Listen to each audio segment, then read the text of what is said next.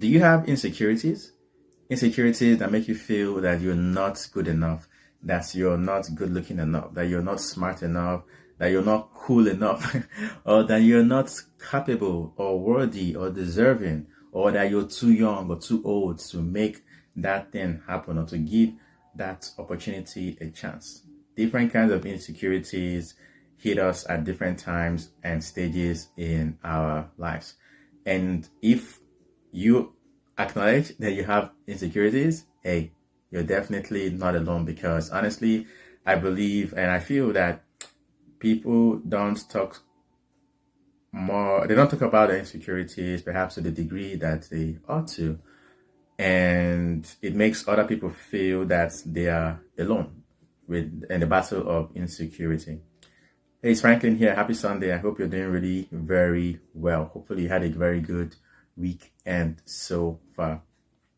Talking about insecurities, I definitely will acknowledge that I've had to deal with different kinds of insecurities at different stages and seasons in my life, even right from back when I was still a teenager.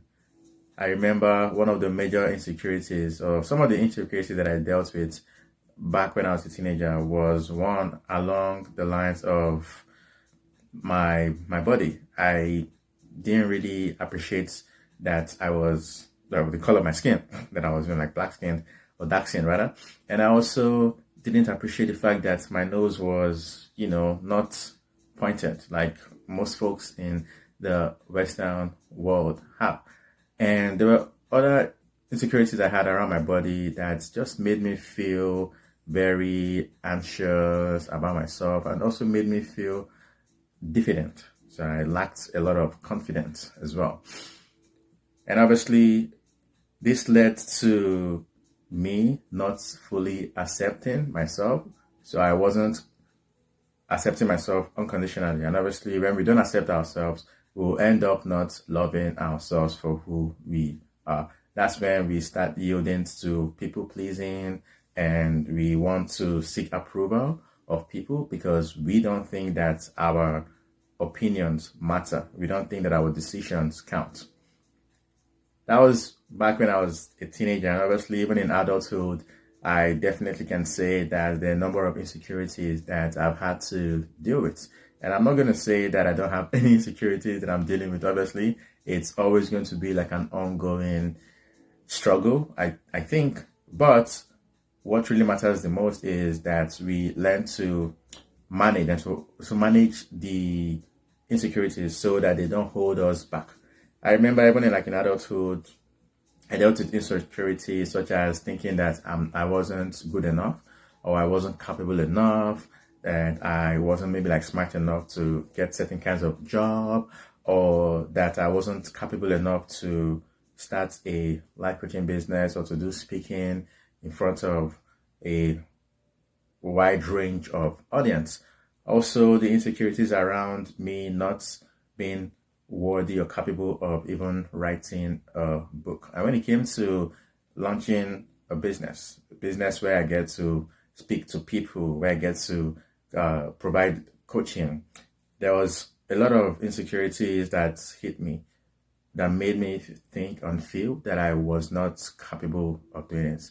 It was the voice saying, who are you to think that you can help other people achieve success? Who are you to think that you can provide advice to people, that you can speak in front of an audience?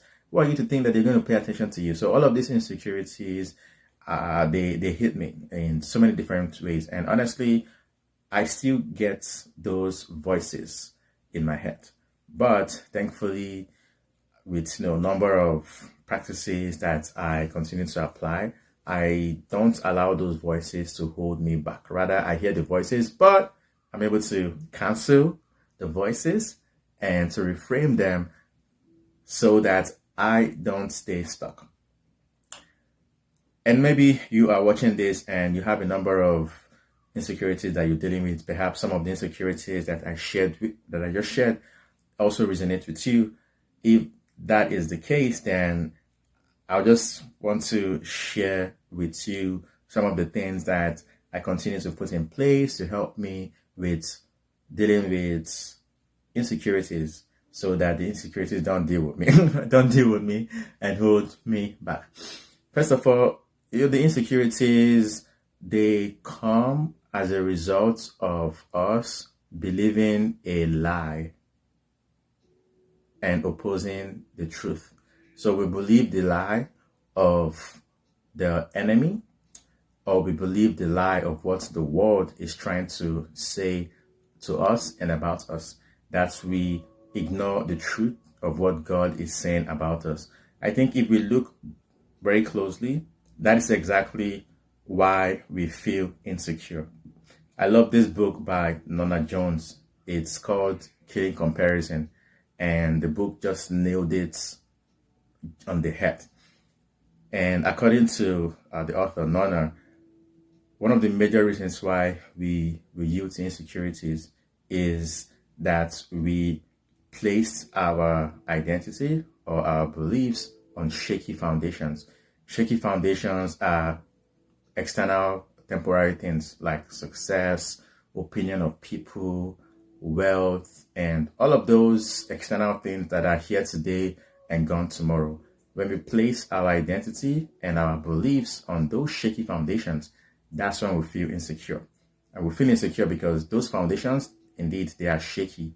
They are here today and gone tomorrow. That's why we get worried and anxious about our identity. For example, when we place our identity on things, on external things, because we know deep down that those foundations are shaky. But when we place our belief and our identity on God, who is the solid rock that cannot be shaken, we will stay firm and solid, even in spite of oppositions and whatever it is that the world may try to say about us.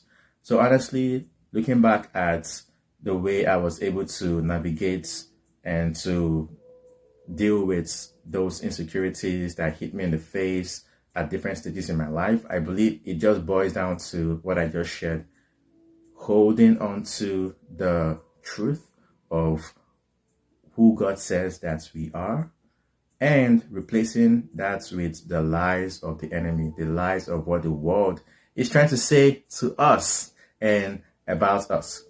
I believe if this is one thing that you can begin to apply and to implement in your life, it's definitely going to help you to better navigate the struggle with insecurity, so that insecurity does not continue to hold me or you back.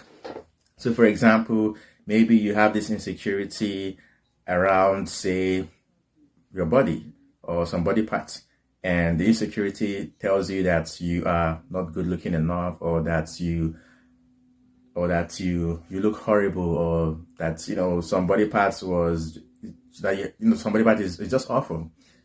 But maybe that's what you have been believing, and that's why you don't feel unconditionally accepted by yourself. And for that reason, your level of self-esteem is low and you lack confidence in yourself.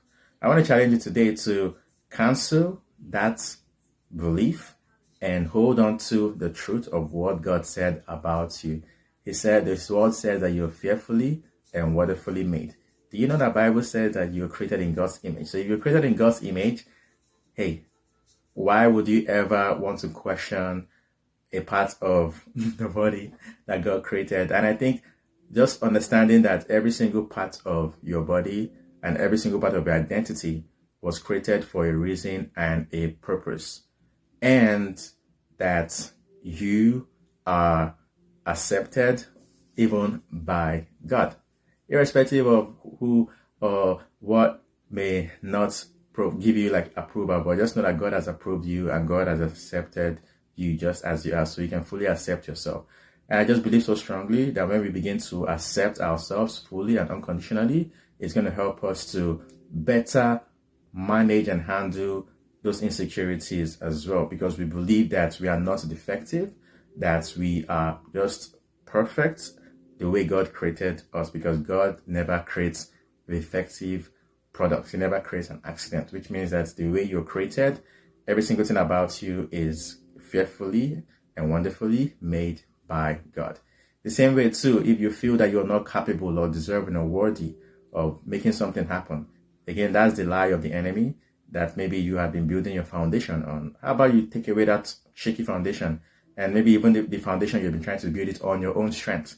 Well, maybe it's time to replace that and hold on to the truth that God is with you and God is for you, and that you can do all things through Christ who strengthens you. And also, and remembering that you should trust in the Lord with all your heart and don't lean on your own understanding. So I just believe so strongly, especially for me, this is exactly how I continue to navigate this thing of insecurities so that they don't continue to hold me back. And the truth of the matter is, I think that we are almost always going to have this struggle with insecurity, just as the way we will have the struggle with fear. Fear never goes away. We just have to learn to better manage the fear and control the fear so that the fear does not control us and shut us down. I believe the same thing too applies also with the insecurities. So with that said, I hope that you get to apply this and do something different. Looking at the areas where you have insecurities around, most likely it's because you have placed your belief or your identity on shaky foundations. Shaky foundations, external things that are here today but are gone tomorrow. Well, how about you consider replacing those shaky foundations with the foundation of God's truth? His truth is steady, it is reliable, and it is unshakable. It's something you can begin doing even today. I can assure you that you will know how best to manage and navigate those struggles with insecurities so that they don't continue to hold you back. Well, that is it for me today. Thank you so much for watching, and I hope that you have an amazing and a fabulous week ahead. Let's go crush those insecurities and smash them so that they don't continue to hold us back from the victorious and the powerfully amazing life that God has for us. All right, Mr. Franklin here. Thanks for watching, and don't forget that you're more than enough. You're worthy, you're deserving, you're loved. You're also capable of achieving great things. So let us go. All right, thanks for watching. God bless and peace.